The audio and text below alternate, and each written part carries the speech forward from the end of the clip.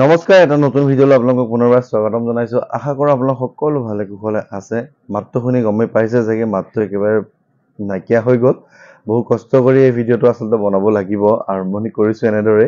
গতিকে বৰ বিশেষ এই ভিডিঅ'টো দীঘলীয়াও নহয় বা বিশেষ একো নকওঁ আচলতে, কাৰণ মই যোৰহাটৰ পৰা আহিলোঁ আৰু আপোনালোকে সকলোৱে ৰৈ থাকে যে কোনোবা ঠাইত গ'লে ভালে কুশলে আহি পালোঁ নে নাই। সেইটোৱে জনাইছোঁ যে মই ভালে কুশলে আহি পালোঁ, ভালে আছোঁ।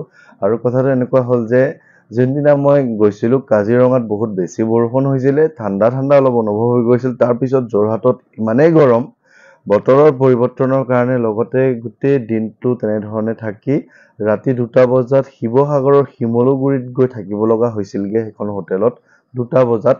তাৰপিছত পিছৰ দিনা মই অকণমান কাৰেংঘৰৰ ফালে চাবলৈ গৈছিলোঁ শিৱসাগৰৰ গড়গাঁৱৰ। তাৰপিছতে আকৌ অগ্নিনাভ মন্দিৰৰ কাষেদি যাওঁতে তাতে ফটো এখন তুলিছিলোঁ, আপোনালোকে দেখিছে। গতিকে আকৌ মই আহিলোঁ তিতাবৰলৈ। তিতাবৰৰ পৰা আহি কালি আকৌ যোৰহাটত অকণমান সময় কটাই ৰাতিপুৱা প্ৰায় 3:30-4 মান বজাত ঘৰ আহি পাইছোঁহি। যথেষ্ট কষ্ট, গৰমৰ দিন।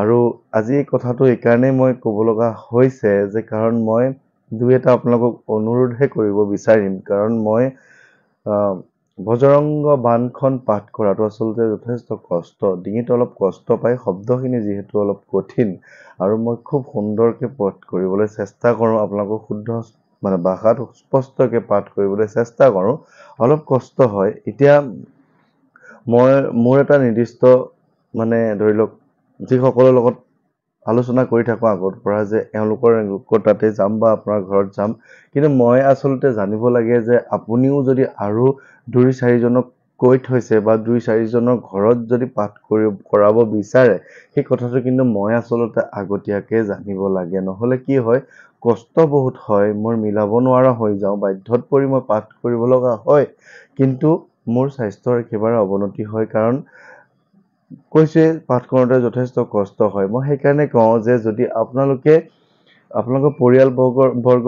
বা বিভিন্নজনক যদি আপোনালোকে একেলগে পাঠ কৰাব বিচাৰে, একেলগে নিমন্ত্ৰণ জনাব বিচাৰে, আপোনালোকৰ গৃহতে সকলোকে নিমন্ত্ৰণ কৰি তেওঁলোকৰ পাঠখন শুনিবও পাৰিব, তেওঁলোকে তেনেধৰণে আশীৰ্বাদ ল'বলৈ পাৰিব। কোনো ধৰণৰ অসুবিধা নাই। যিমান মানুহ বেছি হয়, যিমান ভক্ত বেছি হয়, সিমানেই ভাল লাগে আচলতে অনুষ্ঠানটো কৰি। কালি তিতাবৰত বোলো বাইদেউৰ ঘৰত যি সুন্দৰ এক অনুষ্ঠান হৈছে, আচলতে মোৰ মনটো খুব ভাল লাগিছে। কাৰণ ইমান সকল লোক তেওঁলোকৰ ওচৰে পাজৰে, তেওঁলোকক বা মোক ভাল পোৱা লোকসকল আহি উপস্থিত হৈছে, সকলোৱে একেলগে বহিছে, পাঠ শুনিছে, সকলোৱে মোৰ লগত কথা পাতিছে, বৰ সুন্দৰ লাগে আচলতে। কিন্তু যদি মই নজনাকৈ যদি আৰু 5জনে মোক নিমন্ত্ৰণ দিম বুলি ৰৈ থাকে, বস্তু যোগাৰ কৰি থৈ দিয়ে, তেতিয়া মই বাধ্যত পৰোঁ, কিন্তু কৰি দিওঁ, কিন্তু মোৰ বৰ কষ্ট হয় আৰু গৰম বহুত পৰিছে। সেইকাৰণে আপোনালোকক অনুৰোধ কৰিছোঁ, তেনেকুৱা কিবা থাকিলে মোক আগতীয়াকৈ আচলতে জনাব লাগে। মোৰ নহ'লে দেখিছে মাতটো একেবাৰে নাই, কষ্ট হয় আৰু ইমান বেছি গৰম পৰিছে। দীঘল হাতৰ সেই কুৰ্তা, পাঞ্জাবী, চোলা পিন্ধি থকাটো অকণমান কষ্টকৰ গোটেই দিনটো এই ৰ'দত। গতিকে সকলোৱে ভালৰ কাৰণে এই কথাটো কৈছোঁ, বেয়া নাপাব।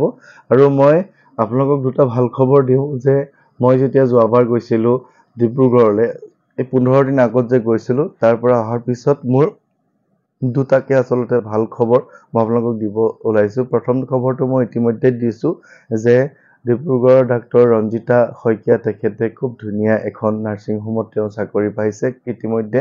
তেখেতৰ মাতৃয়ে মোক ফোন কৰি কৈছে যে তোমাৰ বাইদেউৰ চাকৰি হ'ল। তেওঁ মোতকৈ বয়সত অকণমান সমানেই, প্ৰায় অকণমান ডাঙৰ, যদিও মোক বাইদেউ বুলি ক'বলৈ দিছে কাৰণে তেওঁ তেনেকৈ খুব মৰমত, নিজৰ বাইদেউ যেনেকৈ চাকৰি হ'লে মায়ে মোক ক'ব যে তোৰ বাইৰ চাকৰি হ'ল নহয়, তেনেকৈ খবৰটো দিছে। কাৰণ তেওঁ বেংগলোৰত খুব ধুনীয়া চাকৰি কৰি আছিলে, ইয়াতে আহি তেওঁ চাকৰি বিচাৰিছিলে। কাৰণ তেওঁৰ নিজৰ পৰ্যায়ত সকলোৱে নিজৰ ছেটিছফেকশ্যন বুলি এটা কথা থাকে, তেনেকুৱা পোৱা নাছিলে, কিন্তু তাত কৰি অহাৰ পিছত তেওঁ নিজৰ যোগ্যতাৰ বলত চেষ্টাৰ ফলত তেওঁ পালে, ভাল লাগিছে। আৰু মই গৈছিলোঁ চাবুৱালে যেতিয়া গৈছিলোঁ তিনিচুকীয়া হৈ, তেতিয়া এজন ল'ৰাৰ চাকৰিৰ যিটো তেওঁ ইণ্টাৰভিউ দি থৈছিলে পাছ কৰিবৰ বাবে আচলতে অইল ইণ্ডিয়াত তেওঁলোকে মোক আশীৰ্বাদ বিচাৰিছিলে তেনেধৰণে তেওঁলোকৰ নিমন্ত্ৰণ মৰ্মে গৈ বজৰংগ বাণখন পাঠ কৰিছিলোঁ।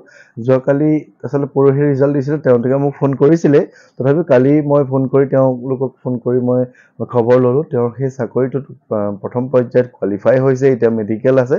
মই কৈছোঁ যে ভগৱানৰ ওপৰত বিশ্বাস ৰাখক, চাকৰিটো হ'ব। আৰু তেখেতৰ দেউতাকো এই কেইদিনতহে ৰিটায়াৰ হৈছে, যোৱা 31 তাৰিখে 31 মে' তাৰিখে ৰিটায়াৰ হৈছে। জুন মাহত তেওঁলোকৰ ঘৰত আৰু এটা চাকৰিৰ খবৰ আহিছে। গতিকে খুব ভাল লাগে আৰু সকলোৰে ভাল হ'ব লাগে, সেইকাৰণে ইমানখিনি কষ্ট কৰিছোঁ আচলতে। কিন্তু আজি দিনটো শুই আছোঁ, বহুত কষ্ট হৈছে, ভাগৰ লাগিছে, মাতটো আপোনালোকে গমেই পাইছে। গতিকে ভিডিঅ'টো আৰু বৰ বিশেষ দীঘলীয়া নকৰোঁ, এই দুটা খুব ধুনীয়া খবৰ আপোনালোকক দিলোঁ।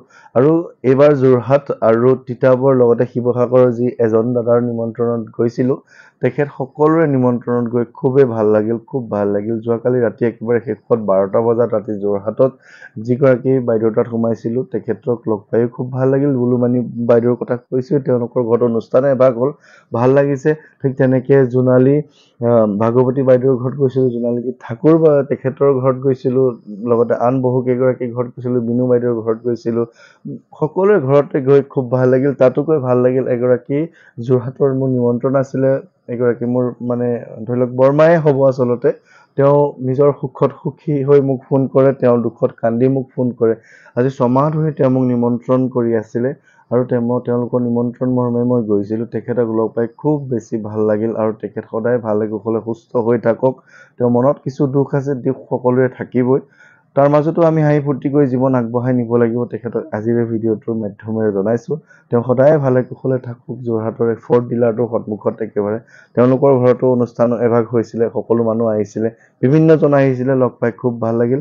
যাওঁতে বোকাঘাটত সোমাইছিলোঁ, দেৱিকা কোঁৱৰ তেখেতে নিমন্ত্ৰণ জনাইছিলে। তেখেতৰ যিখিনি ঘটনা মই পিছত আচলতে পিছত আপোনালোকক মই জনাম। আচলতে কিছু কথা পাহৰিছোঁ, গাটো অসুস্থ, বৰ কষ্ট কৰি মাতটো ওলাইছোঁ। গতিকে সকলো ভালে কুশলে থাকিব। আজিৰ ভিডিঅ'টো বিশেষ দীঘলীয়া আৰু নকৰোঁ, সকলোৰে কুশল মংগল কামনা কৰি আজিৰ এই ভিডিঅ'টো ইমানতে সামৰণি কৰিছোঁ। দুটাকে ভাল খবৰ দিলোঁ আৰু বহুত ভাল খবৰ আছে, পিছত মই জনাম। ধন্যবাদ।